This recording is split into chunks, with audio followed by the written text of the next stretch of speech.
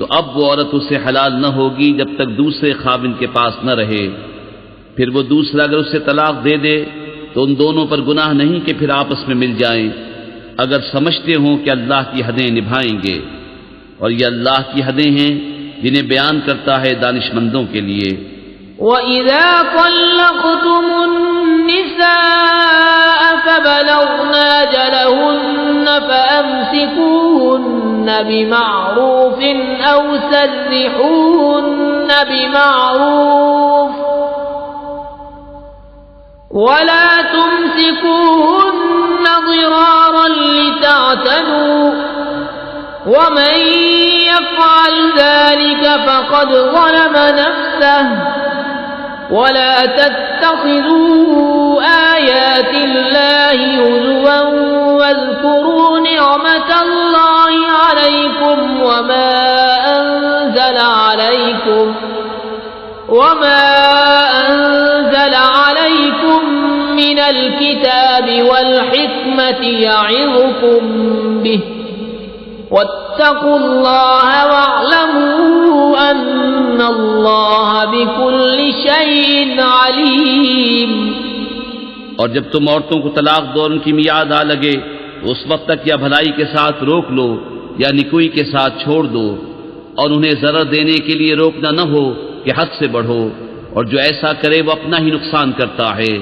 اور اللہ کی آیتوں کو ٹھٹا نہ بنا لو، اور یاد کرو اللہ کا احسان جو تم پر ہے، اور وہ جو تم پر کتاب اور حکمت اتاری تمہیں نصیحت دینے کو، اور اللہ سے ڈرتے رہو اور جان رکھو کہ اللہ سب کچھ جانتا ہے۔ وَإِذَا طَلَّقْتُمُ النِّسَاءَ فَبَلَغْنَ أَجَلَهُنَّ فَلَا تَعْضُلُوهُنَّ أَن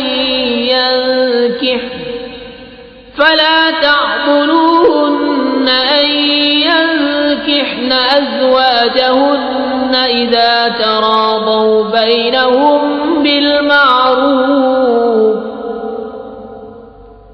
ذَلِكَ يُوعَظُ بِهِ مَن كَانَ مِنكُمْ يُؤْمِنُ بِاللَّهِ وَالْيَوْمِ الْآخِرِ ذَلِكُمْ أَزْكَىٰ لَكُمْ وَأَطْهَرُ وَاللَّهُ يَعْلَمُ وَأَنتُمْ لَا تَعْلَمُونَ۔ اور جب تم عورتوں کو طلاق دو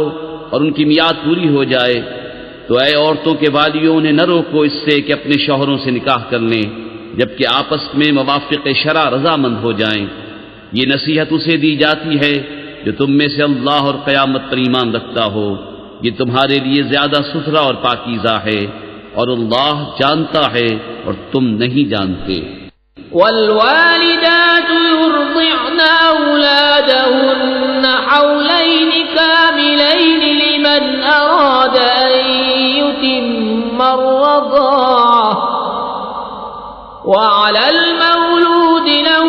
رزقهن وكسوتهن بالمعروف لا تكلف نفس إلا وسعها لا تضار والدة بولدها ولا مولود له بولده وعلى الوارث مثل ذلك فإن أرادا فصالا عن تراض منهما وتشاور فلا جناح عليهما وإن أردتم أن تسترضعوا أولادكم فلا جناح عليكم إذا سلمتم ما آتيتم بالمعروف واتقوا الله واعلموا أن الله بما تعملون بصير۔ اور مائیں دودھ پلائیں اپنے بچوں کو پورے 2 برس اس کے لیے جو دودھ کی مدت پوری کرنی چاہے، اور جس کا بچہ ہے اس پر عورتوں کا کھانا اور پہننا ہے حسب دستور۔ کسی جان پر بوجھ نہ رکھا جائے گا مگر اس کے مقدور بھر۔ ماں کو ضرر نہ دیا جائے اس کے بچے سے،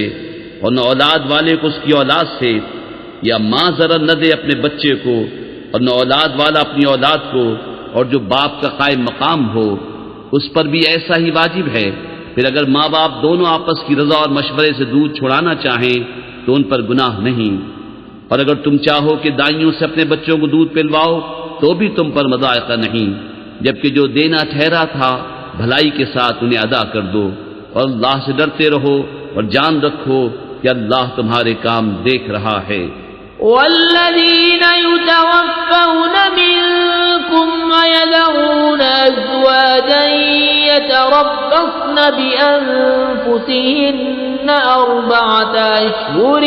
وعشرا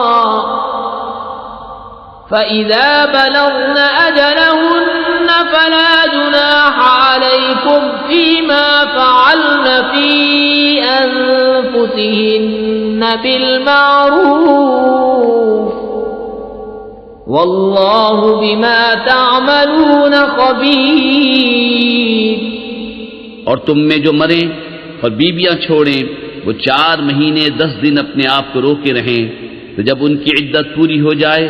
تو اے والیو تم پر مواخذہ نہیں اس کام میں جو عورتیں اپنے معاملے میں موافق شرع کریں، اور اللہ کو تمہارے کاموں کی خبر ہے۔ ولا جناح عليكم فيما عرضتم به من خطبة النساء أو أكننتم في أنفسكم علم الله أنكم ستذكرونهن ولكن لا تواعدوهن سرا إلا أن تقولوا قولا معروفا ولا تعزموا عقدة النكاح حتى يبلغ الكتاب أجله واعلموا أن الله يعلم ما في أنفسكم فاحذروه واعلموا أن الله غفور حليم۔ اور تم پر گناہ نہیں اس بات میں جو پردہ رکھ کر تم عورتوں کے نکاح کا پیام دو یا اپنے دل میں چھپا رکھو، اللہ جانتا ہے کہ اب تم ان کی یاد کرو گے، اور ان سے خفیہ وعدہ نہ کر رکھو مگر یہ کہ اتنی بات کہو جو شرع میں معروف ہے، اور نکاح کی گرہ پکی نہ کرو جب تک لکھا ہوا حکم اپنی میعاد کو نہ پہنچ لے، اور جان لو کہ اللہ تمہارے دل کی جانتا ہے تو اس سے ڈرو، اور جان لو کہ اللہ بخشنے والا حلم والا ہے۔ لا جناح عليكم إن طلقتم النساء ما لم تمسوهن أو تفرضوا لهن فريضة ومتعوهن على الموسع قدره وعلى المقتر قدره متاعا بالمعروف حقا على المحسنين